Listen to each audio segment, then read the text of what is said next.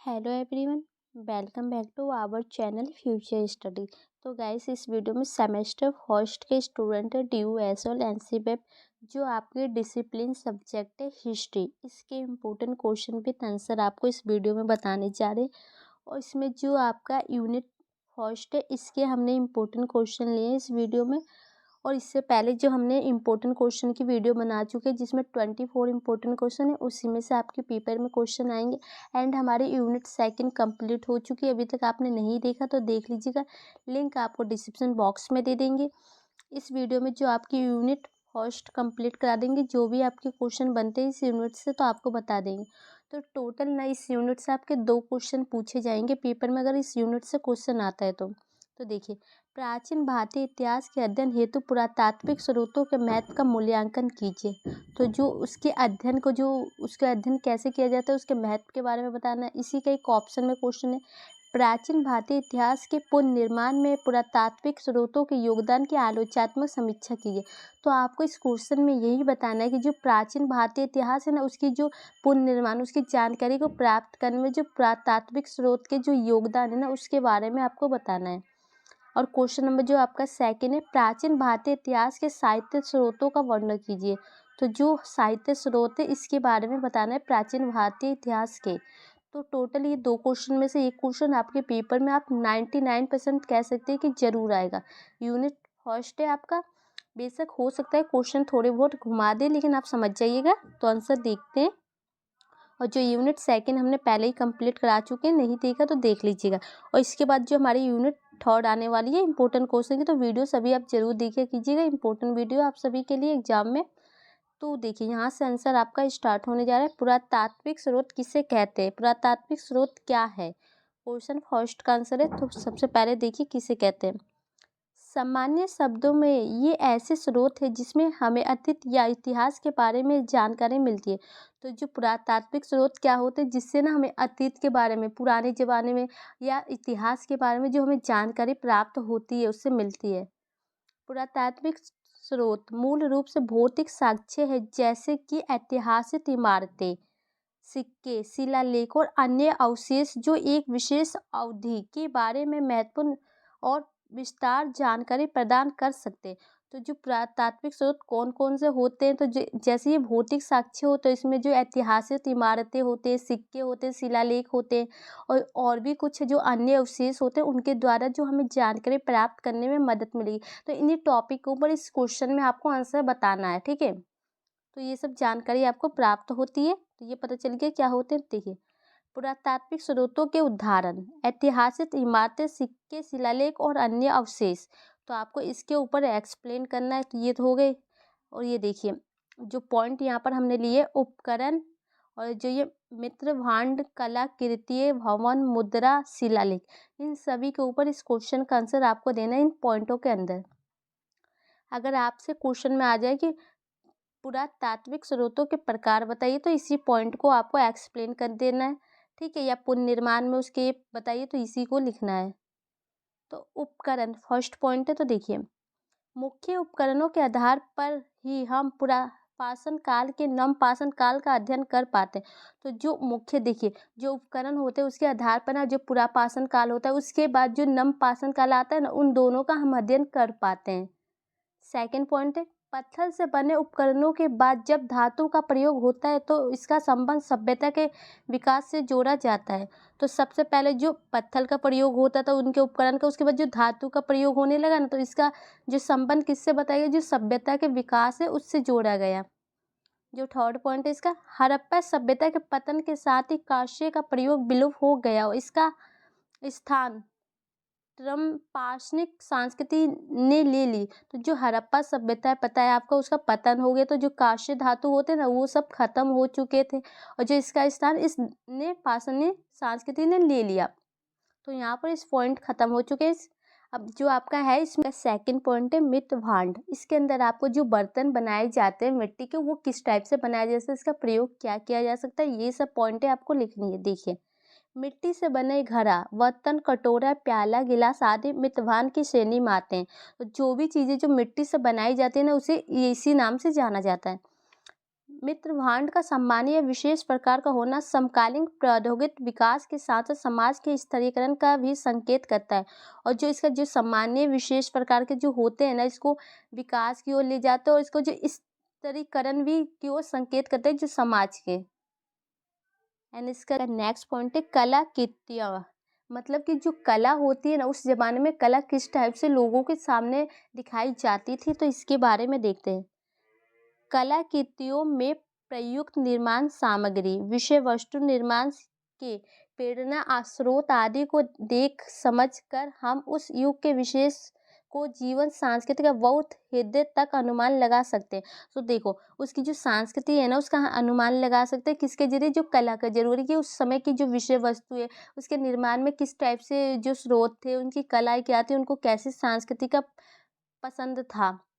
उदाहरण के लिए यदि हम हड़प्पा काल की कलाकृतियों को देखें तो पता चलता है कि वो लोग मिट्टी, सेलखड़ी के पत्थर, कांस्य आदि का कलात्मक स्तर पर उन्नत प्रयोग कर रहे थे।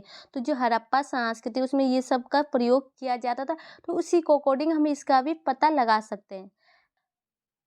अनुमनत अमजान मिट्टी की मूर्तियों, धनी वर्ग स्टार धात्विक मूर्तियों का प्रयोग करते हैं और इस समय में उनको धात्विक जो मूर्तियां होती है उनका प्रयोग करते हैं। इस आधार पर हम समाज में व्यापक आर्थिक स्थिरीकरण का अनुमान लगा सकते हैं और इन्हीं के आधार पर जो आर्थिक स्थिति थी उनका अनुमान आप लगा सकते हैं।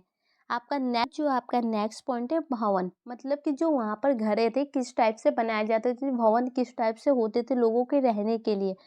भवन निर्माण लोक जीवन की घुमक्कू प्रवृत्ति में स्थिरता का परिणाम था। जो भवन निर्माण क्या था कि लोग जो घूम घूम के एक गांव से दूसरे गांव में घूमते रहते थे अपने जीवन यापन के लिए, वो एक जगह जो बैठने का परिणाम मिला है। साथ ही ये कृषि अधिशेष व व्यापार वाणिज्य की वृद्धि का सूचक है।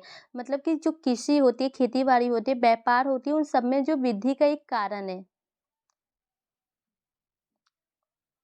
मौर्य कालीन स्तूप प्राय ईंटों से निर्मित होते थे। तो जो मौर्य काल में स्तूप बनाए जाते किससे बनाए जाते, तो ईंटों से बनाए जाते थे। और इसमें प्रस्तर के प्रयोग के आधार पर इस सांची और भरयुक्त के स्तूप में मौर्य कालीन योगदान का अध्ययन किया जाता है।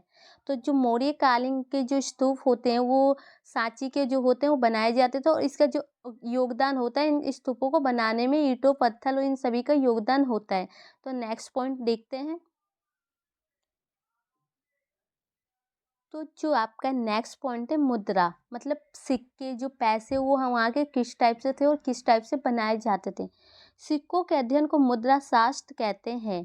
हमारे आरंभिक सिक्कों पर तो कुछ के प्रतीक मिलते हैं, पर बाद के सिक्कों पर राजा और देवताओं के नाम तथा तिथियों भी उल्लेखित मिलती है। तो देखो, जो सिक्के होते हैं ना, उसको अध्ययन को जो क्या कहते हैं, मुद्रा शास्त्र कहते हैं। जो आरंभिक काल है ना, उसमें सिक्कों पर जो कुछ प्रतीक मिलते हैं, कुछ चित्र मिलते हैं कि जो बनाए गए थे। और जो बाद के जो सिक्के आते हैं ना, उसमें जो राजाएं होते हैं और देवताएं होते हैं, उन सबके ना फोटो बनाए गए थे, स्थितियाँ बनाई जाती थी, जिससे हमें काल निर्धारण में काफ़ी सहायता मिली। जिससे ये पता चला कि जो काल निर्धारण होती है उसमें काफ़ी ज़्यादा मदद मिली कि कौन सी जो तिथि आती, डेट के अकॉर्डिंग आपको पता चला कि इस डेट से इस डेट में ये वाली चीज़ें चली होगी। इन सिक्कों के प्राप्त होने के स्थान से यह ज्ञात होता है कि किसी विशेष स्थान पर इन सिक्कों का चलन था। तो इससे प्राप्त होता है तो पता चलता है कि इस स्थान पर इस सिक्के का जो प्रयोग किया जाने लगा था। वे सिक्कों को मात्रा या निर्धारित करने में सहायता होती है कि वे वाणिज्य व्यापार की क्या स्थिति थी। और जो सिक्के के माध्यम से ये भी पता चला कि जो वहाँ वाणिज्य है, व्यापार, उनकी जो स्थिति क्या थी, किस टाइप से की जाती थी। सिक्कों के आधार पर ही कई राजवंशों के इतिहास का पुनर्निर्माण संभव हुआ। तो जो राजवंश होते हैं, जो राजाएं होते हैं, जो सिक्कों के जो जरिए ना उनका जो पुनर्निर्माण संभव हुआ, उनके बारे में जानकारी इकट्ठा करने में। विशेषताएं उन शासकों का जो उत्तरी अफगानिस्तान से भारत पहुंचे और उन्होंने ईसा पूर्व दूसरी से पहली शताब्दी तक यहाँ शासन किया। तो जो अफगानिस्तान के जो लोग होते हैं यहाँ भारत आए थे और वहाँ पर आके अपना शासन स्थापित किया। कब तक, तो जो पहले जो ईसा पूर्व है ना, उससे शताब्दियों तक जो ईसा पूर्व का जो शासन चला था, उसने समय में उन्होंने अपना शासन तो जो आपका नेक्स्ट पॉइंट है अभिलेख। अभिलेख या शिलालेख होते क्या है? तो देखिए, जो ये दोनों होते हैं ना, ये पत्थलों पर या कागज़ों पर जो लिखे गए डाटा को कहते हैं कि आप यहाँ पर आपने आज कुछ लिख दिया, किसी का नाम लिख दिया, तो इसको आप 10 साल 50 साल पुरानी चीज़ों पर भी आप चेक करेंगे ना, तो ये आपको नाम यहाँ दिखेगा, इसका चेंजिंग नहीं किया जा सकता इसमें। देखिए, अभिलेख के अध्ययन को पुरालेख शास्त्र कहते हैं। तो आपको पता चल गया क्या कहते हैं? पुरालेख शास्त्र। अभिलेख तमाम पत्रों, बुहारों, प्रायस्तर, स्तंभों, स्तूप, चट्टान आदि मंदिर की दीवार आदि पर उत्कीर्ण ऐसे लेख हैं जो स्थानीय महत्व के हैं और समयानुसार इसमें बदलाव नहीं किया जा सकता। तो जो उत्कीर्ण होते हैं मतलब उस पर लिखे गए, उस पर बनाए गए हैं और इसके महत्व को जानते हैं, इनके लेख के बारे में स्थानीय, और इसमें ना जो समय के साथ बदलाव नहीं किया जा सकता। तो यहाँ पर ये पॉइंट खत्म हो चुके हैं। पुरातात्विक स्रोतों का महत्व, यह हमें निष्पक्ष जानकारी प्रदान करता है। पुरातात्विक स्रोतों ने एक क्षेत्र के इतिहास के निर्माण या और पुनर्निर्माण में महत्वपूर्ण भूमिका निभाई है। पुरातात्विक स्रोतों से हमारे अतीत के बारे में हमें ज्ञान को बढ़ावा और महत्वपूर्ण सामग्री भी प्रदान की जो हमें अन्यथा प्राप्त नहीं हो सकती। तो देखिए, जो पुरातात्विक के द्वारा ही ना हम किसी चीज़ के बारे में जानकारी प्राप्त कर सकते हैं, उसके निर्माण के बारे में, उसके समय के बारे में, उसके काल के बारे में, वहाँ पर क्या चीज़ें चलती थी, क्या चीज़ें नहीं चलती थी, सिक्कों का प्रयोग, अभिलेख का, शिलालेख का, इन सभी के बारे में, और ये महत्वपूर्ण योगदान देता है जो इसके अध्ययन करने में। और यहाँ पर जो ये हमने आपको बताया था, ये आपको शिलालेख, तो ये क्वेश्चन नंबर फर्स्ट यहाँ पर फाइनली कंप्लीट हो चुका है। अब आपको, तो हमने आपको question number first finally complete करा चुके हैं। अब क्वेश्चन नंबर जो सेकंड बताने जा रहे हैं, भारतीय इतिहास के साहित्य के स्रोतों का वर्णन करें। तो जो भारतीय इतिहास की जानकारी में जो साहित्य के स्रोत है ना, उसके बारे में आपको बताना है। और एक चीज़ याद रखिएगा, इन दोनों क्वेश्चन में से एक क्वेश्चन आपके पेपर में जरूर आएगा हिस्ट्री के। ठीक है, तो चलिए हम आपको आंसर बताते हैं। क्वेश्चन तो आपको पता चल ही गया, तो आंसर यहाँ से देखिए।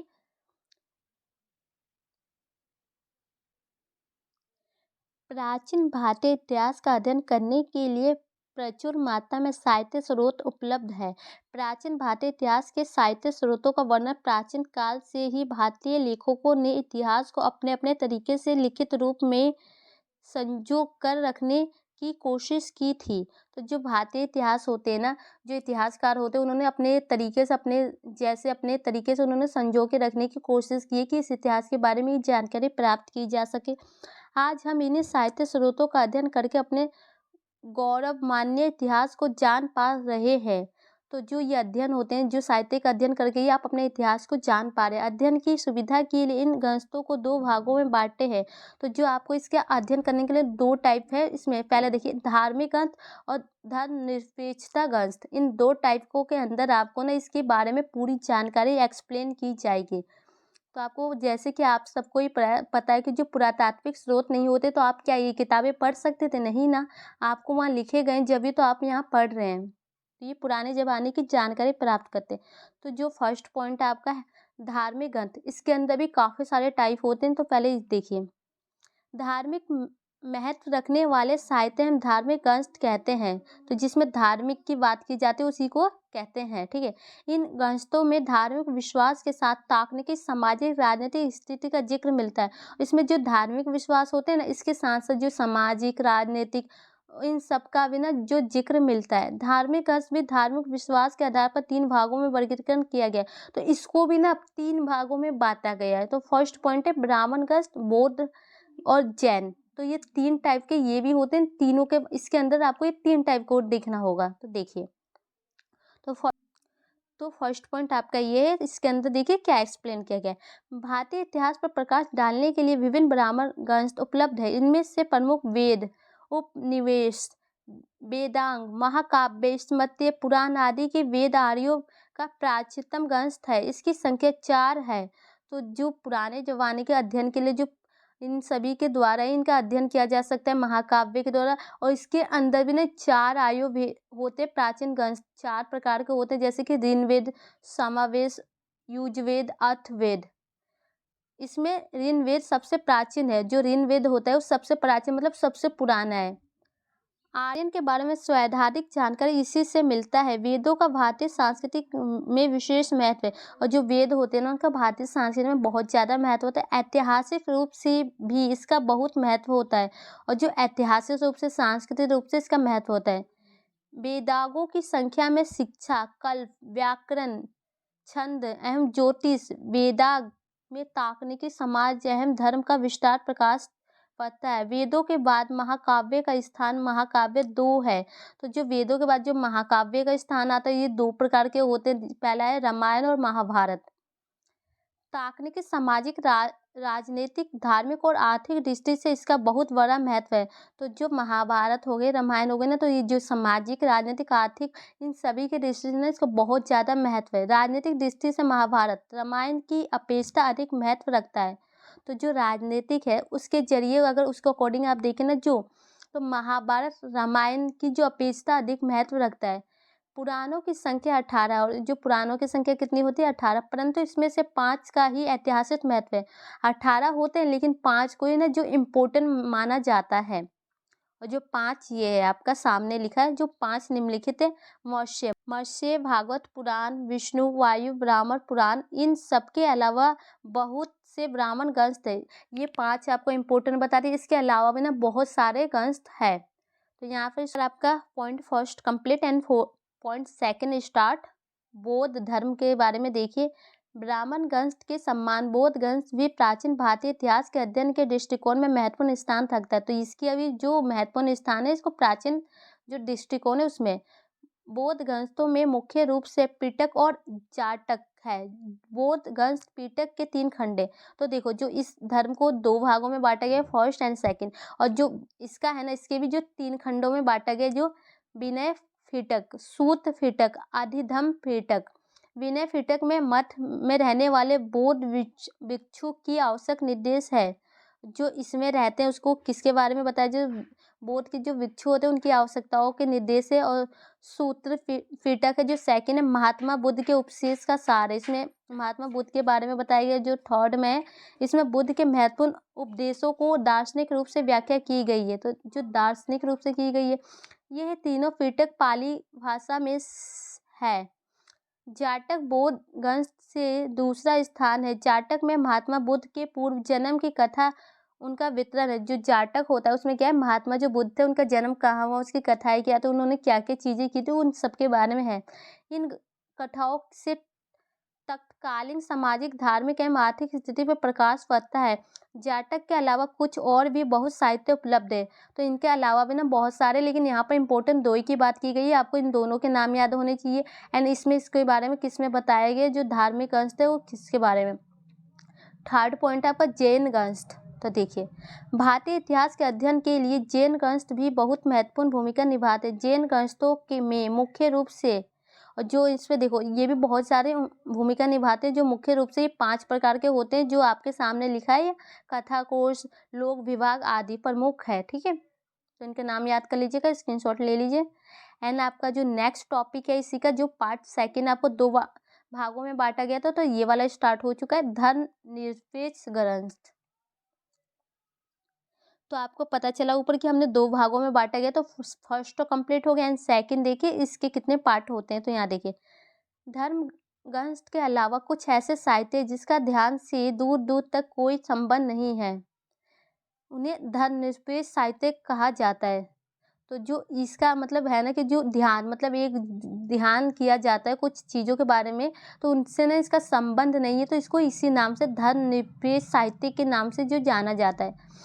धर्मनिरपेक्ष साहित्य को भी 2 भागों में बांटा गया। इसको भी 2 भागों में बांटा है। पहला फर्स्ट पॉइंट है कल्पना प्रधान लोक साहित्य, जीवन चरित्र एवं अन्य ग्रंथ, और जो सेकंड आपका है विदेशी यात्रियों का वितरण। ठीक है, तो इसके भी 2 पॉइंट है। तो फर्स्ट पॉइंट आपके सामने, तो इसमें देखिए क्या क्या बताया गया है। तो जो आपका फर्स्ट पॉइंट है कल्पना प्रधान लोक साहित्य, जीवन चरित्र एवं अन्य ग्रंथ, तो इनके बारे में देखते हैं एक एक करके। इस प्रकार के पुस्तकों में अर्थशास्त्र, मुद्राक्षर, कालिदास की रचनाएं, हस्तचरित, महाभाष्य, गामी साहित्य, रंजक, रंजित, पृथ्वीराज, रासो जैसे ग्रंथ आते हैं। तो इनमें कौन कौन से आते हैं, तो इन सबके यहाँ नाम लिखें, नाम याद रखना है। जो अर्थशास्त्र में जो पृथ्वीराज, रासो, कालिदास, इन सबकी जो रचनाएं आती है, जैसे ग्रंथ आते हैं। अर्थशास्त्र की रचना चंद्रगुप्त मौर्य के प्रधानमंत्री चाणक्य ने ईसा पूर्व 4वीं शताब्दी में की थी। तो जो इसकी रचना कब हुई थी, तो 4वीं शताब्दी में हुई थी। किसके जरिए हुई थी, जो मौर्य काल के जो होते हैं ना चाणक्य, उनके द्वारा की गई थी। ठीक है। इस ग्रंथ से तकनीकी शासन व्यवस्था पर व्यापक प्रभाव पड़ा था, और इसमें इसका शासन व्यवस्था में काफ़ी ज़्यादा प्रभाव पड़ा। राजनीतिक, कूटनीति और शासन प्रबंध पर ये एक उत्कृष्ट कृति मानी जाती है। मौर्य काल के विषय में जानकारी देने वाली सबसे परिणामिक पुस्तक है। तो ये सबसे ज़्यादा जो मौर्य काल के विषय में जानकारी देती है। मुद्रा राक्षस की विशाखा दत्त ने की थी। यह एक नाटक है। इसमें नंद के पतन का चाणक्य द्वारा चंद्रगुप्त को राजा बनाए जाने का उल्लेख है। तो जो एक ये नाटक है, इसमें क्या बताया गया था, जो इनका पतन हो गया था राजा नंद का, तो इनके जो चाणक्य होते हैं, इनके द्वारा जो चंद्रगुप्त को राजा बना दिया गया था। इस नाटक की रचना 7वीं शताब्दी में हुई थी। और इसकी रचना कब हुई थी, 7वीं शताब्दी में हुई थी। इसके अलावा कालिदास के अनेक रचनाएं द्वारा भारत के तकनीकी, सांस्कृतिक पर व्यापक प्रभाव डालते हैं। तो इसके द्वारा जो भारत की संस्कृति पर व्यापक प्रभाव डालते हैं। तो जो आपका फर्स्ट पॉइंट कंप्लीट हो गया। यहाँ पर आपका जो सेकंड पॉइंट स्टार्ट हो रहा है, विदेशी यात्रियों का वितरण, कि जो विदेशी यात्री थे किस टाइप से आए थे। तो देखिए, प्राचीन काल में बहुत से विदेशी विद्वानों ने भारत की यात्रा की, और इन यात्राओं के दौरान उन्होंने अपने अनुभवों को लिखा। तो बहुत सारे जो लोग प्राचीन काल में भारत आए थे, यात्रा की थी, और जो भी उन्होंने अनुभव किया उन सबको उन्होंने लिखा। इन विदेशी यात्रियों का अनुभव तथा स्मरण के आधार पर लिखे गए वृत्तांत के द्वारा प्राचीन भारतीय इतिहास के बारे में महत्वपूर्ण जानकारी मिलती है। और जो भी विदेशी यात्री, जो भी यात्रा की, उन्होंने बहुत सारी चीज़ें देखी और बहुत सारी बातें सीखी और उन सबको लिखा। तो ये जो इतिहास के बारे में जो जानकारी प्राप्त करने के लिए महत्वपूर्ण जानकारी देती है।